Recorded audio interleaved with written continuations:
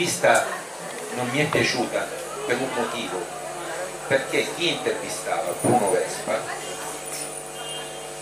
non ha voluto o non ha saputo spiegare la verità rispetto alle bugie che quella persona stava dicendo. Quella persona stava dicendo che suo padre, nel momento in cui apprendeva la televisione della morte di Giovanni Falcone, era indifferente. Quel giornalista, se fosse stato un giornalista serio, avrebbe dovuto dire: guarda che ci sono delle intercettazioni che sono di 2 anni fa, quindi molto recenti, in cui tuo padre al carcere si vantava con il compagno in carcere di come aveva fatto a pezzettini il giudice Falcone e il giudice Bersaglini, e Bruno Vespa non gliel'ha detto.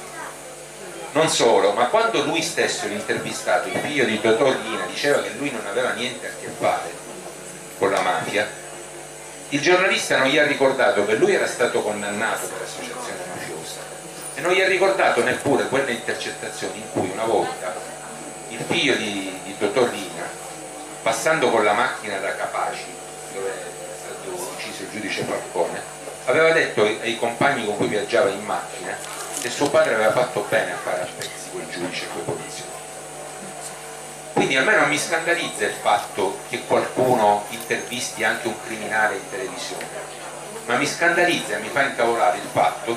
che praticamente lo intervisti facendo il tappetino, cioè non contestando i